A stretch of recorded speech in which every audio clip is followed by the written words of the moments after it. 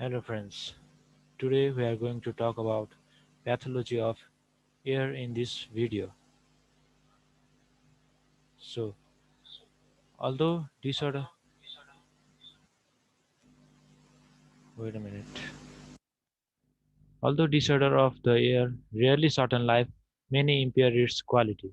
So, air disorder impair quality of life, but they doesn't shorten life. They only rarely shorten life. The most common oral disorder in descending order of frequency are acute and chronic otitis, most often involving the middle ear and mastoid, sometimes leading to cholesteatoma. Acute and chronic otitis is most common oral disorder, which occur in most greater frequency than other these. To second, symptomatic otosclerosis. 3. Oral polyps for labyrinthitis, carcinomas largely of external ear, and paragangliomas mostly found in middle ear. So let's discuss about all these in detail. First first of all, inflammatory lesion. Inflammation of the ear otitis media, acute or chronic, occurs mostly in infants and children. These lesions are typically viral in nature and produce serous exudate, but may become suppurative with superimposed bacterial infection. You know what is meant by exudate and suppurative? Exudate, you may know well. Exudate means clear fluid and it contains pus. The most common bacteria in acute infection are Streptococcus pneumoniae, non-typeable Haemophilus influenzae, and Moraxella catarrhalis. Repeated bouts of chronic acute otitis media with failure of resolution lead to chronic disease, as same with most of the disease. The causative agent of chronic disease are usually Pseudomonas aeruginosa, Staphylococcus aureus, or a fungus. Sometimes a mixed flora is the cause. Chronic infection has the potential to perforate the eardrum, encroach on ossicle or labyrinth, spread into mastoid space, and even penetrate into cranial wall to produce temporal cerebritis or abscess. So remember anatomy of ear. Ear condition it perforate eardrum, encroach ossicle or labyrinth. Labyrinth is part of inner ear. Ossicle is part of middle ear. It is spread to mastoid space. Remember from the anatomy. Even penetrate into cranial vault to produce temporal cerebritis or abscess. Temporal otitis media in the diabetic person when caused by Pseudomonas aeruginosa is especially aggressive and spreads widely, causing destructive necrotizing otitis media. So it is very dangerous. Especially in otitis media in diabetic patient, if caused by Pseudomonas aeruginosa, it is aggressive and it spreads widely, causing destructive necrotizing otitis media. Again, what is meant by cholesteatoma? Cholesteatomas associated with chronic otitis media are non-neoplastic. So it is non-neoplastic. It may look neoplastic by with its name, but it is non-neoplastic. Cystic lesion 1 to 4 centimeter in diameter, lined by keratinizing squamous epithelium or metaplastic mucus secreting epithelium, and filled with amorphous debris derived largely from desquamated epithelium. Let's see it again. Cholesteatomas associated with chronic otitis media are non-neoplastic cystic lesion 1 to 4 centimeter diameter, lined by keratinizing squamous epithelium or metaplastic mucus secreting epithelium and filled with amorphous debris derived largely from desquamated epithelium. Sometimes they contain spicule of cholesterol. Their pathogenesis is not clear, but it is proposed that chronic inflammation and perforation of eardrum with ingrowth of squamous epithelium or metaplasia of secretory epithelial lining of the middle ear are responsible for formation of squamous cell nest that becomes cystic. So, what happens in cholesteatomas? Chronic inflammation and perforation of eardrum with ingrowth of squamous epithelium or metaplasia of secretory epithelium in middle ear is responsible for formation of squamous cell nest, which later becomes cystic. A chronic inflammatory lesions around the keratinous cyst. Sometimes the cyst ruptures, increasing the inflammatory reaction and inducing the formation of giant cell that includes partially necrotic squamous and other particulate debris.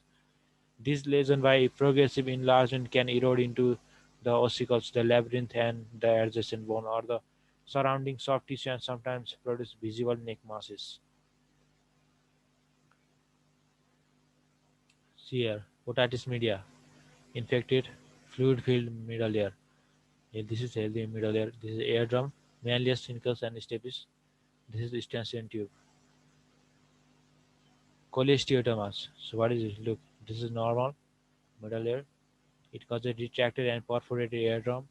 Early cholesteatomas. You can see here cholesteatoma. This is latter.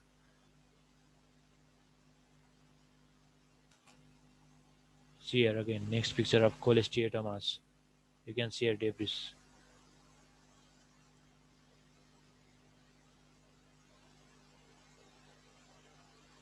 filled with amorphous debris. So, keratinizing squamous epithelium or metabolic mucus secreting epithelium and filled with amorphous debris derived from desquamated epithelium. You can see here debris, amorphous debris. You can see here in cholesteatomas.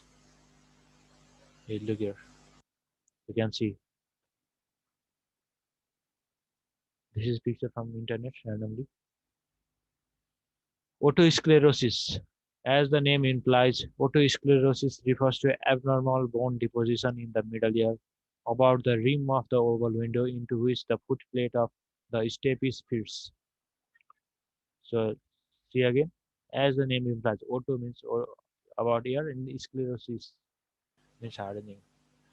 Otosclerosis refers to abnormal bone deposition in the middle ear about the rim of oval window. In oval window, footplate of stapes fits. Both here are usually affected. At first, there is fibrous ankylosis of footplate, followed in time by bony overgrowth anchoring it into the oval window. The degree of immobilization governs the severity of hearing loss.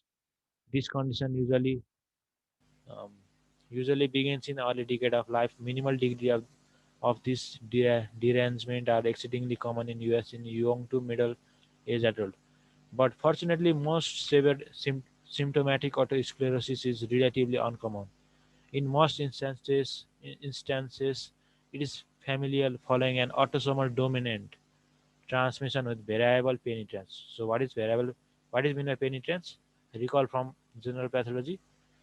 Some are phenotypically normal, although they have this gene. That is meant by penetrance.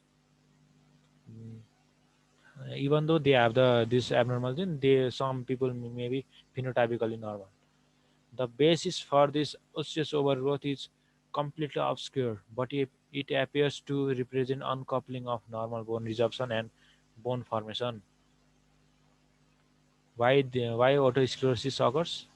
Because the basis of osseous overgrowth is it is unknown, but it appears to represent uncoupling of normal bone resorption and bone formation. Thus, there is begin with bone resorption followed by fibrosis and vascularization of the temporal bone in immediate vicinity of the oval window, in time replaced by a dense new bone anchoring the footplate of the stapes. In most instances, the process is slowly progressive over a span of decades, leading eventually to marked hearing loss. That's about otosclerosis. Otosclerosis.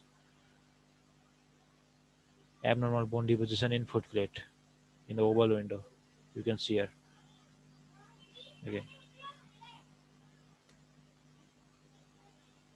Now moving to tumor of the ear. Epithelial and mesenchymal tumor that arise in the ear, external, middle, internal, all are rare, with exception of basal cell or squamous cell carcinoma of the pinna in the external ear. These carcinoma tend to occur in elderly men are associated with sun exposure. By contrast, squamous cell carcinoma of canal occur most often in middle-aged to elderly women and are not associated with sun exposure. In men, it is associated with sun exposure. In women, it is not associated with sun exposure. Remember the difference. Wherever they arise, they morphologically resemble their counterpart in other skin location, beginning as papules that extend and eventually erode and invade locally. Erode and invade locally. Basal cell and squamous cell lesion of pin are locally invasive, but they rarely spread. They are locally invasive. Squamous cell carcinoma arising in external canal may invade cranial cavity or metastasize to regional node, accounting for 5-pair mortality of about 50%. So SCC arising in external canal may invade cranial cavity or metastasize to regional node that will account for its mortality. So you can see here can tumors of here. This is squamous cell carcinoma and basal cell carcinoma. When they invade locally and ulcerate. Now let's see some other disease mentioned in Romans, but not given in detail. Let's see picture only. This is oral polyp. This is oral polyp. You can see cholesteatoma also. Paraganglioma or glomus tumor. You can see here in middle ear. It is common in middle ear. So that's all about pathology of ear. Thank you.